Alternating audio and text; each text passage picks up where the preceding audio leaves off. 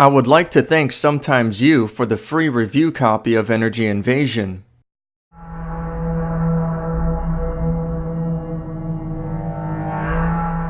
Energy Invasion touts itself as a stylized version of Breakout, but with a twist.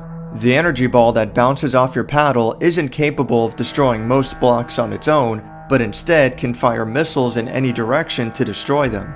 That's not a half bad idea, and I'm down for some simple arcade action, but it needs to be pulled off well to be enjoyable. Two different modes are on offer. Invasion mode adds enemy missiles that need to be dodged, while linear mode has a kind of Space Invader style of time limit, where the blocks slowly fall and force a game over if they reach the bottom. Break all of the blocks to move on to the next level. After 25 levels, the game ends, rather unceremoniously, and can be restarted for a higher score. Or Endless mode can be challenged for infinite levels. Such a simple concept seems like it would be difficult to mess up, but they found a way.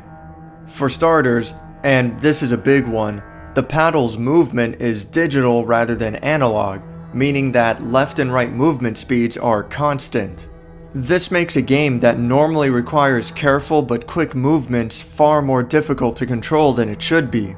In a post-Arkanoid world, not including an analog option whenever possible isn't just an oversight, it's straight up ignorant of what makes the genre work well. Even the NES version of Arkanoid came with a special controller to help emulate the feel of the original arcade game. The PS4's joysticks would have done just fine, so I'm confused as to why it wasn't implemented this way. The twist of the game's controls certainly has the potential to be a fun and interesting take on the genre, but the concept is pulled off poorly. The missiles, represented as small trailing energy balls, are fired at an extremely slow rate to the point of obnoxiousness. I understand that this needs to be done for the sake of balance in order to prevent the game from being too easy, but geez, cut me some slack. Because the missiles are fired so slowly, it doesn't help all that much in clearing the more difficult blocks, and each level takes forever to get through.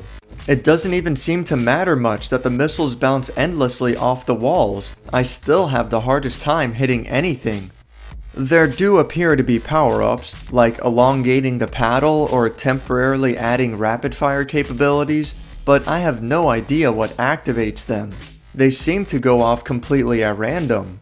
Either way, there's nothing really special here. No multi-ball or firepower upgrades. The enemies deserve special attention, not so much because they're cool or interesting, but because they're so difficult that they practically ruin the game. These weird green masses are the enemies, and they cannot be defeated. They simply fire red missiles endlessly until the level is complete. The problem is that enemy missiles are always aiming straight for the player, and they travel at a similar velocity to the energy ball. In this way, the player can easily be placed in an impossible situation. Either missing the ball or getting hit by the missile will result in a loss, and both objects are essentially occupying the same space. This requires the player to be constantly on the move in order to throw off the enemy's aim. But between keeping your eyes on the paddle, the ball, the blocks, your own missiles, and the enemy missiles, you're going to go crazy.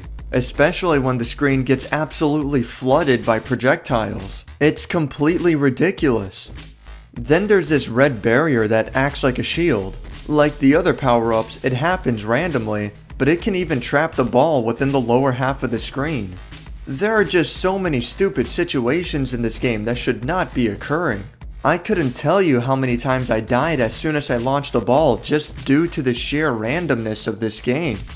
Even without all these issues, this game is still extremely bland. I hate to beat a dead horse, but I gotta bring up Arkanoid again because it reset the standard back in 1986. Bright, colorful graphics, satisfying sound effects, it even has a story. For everything that Energy Invasion gets wrong, a lacking presentation is another one to add to the pile. The soundtrack isn't really all that great either. It jumps all over the place and fails to stick to a central theme, eventually becoming as annoying as the rest of the game. I wanted to like this game. I enjoy the simplicity of classic arcade games, but Energy Invasion dropped the ball so many times and in so many different ways that it's a waste of time. It's not just a bad game. Botching such a basic concept shows developer incompetence as well, and the game shows everything it has to offer in just 2 hours. I hate to be this harsh, but this isn't worth playing for any price.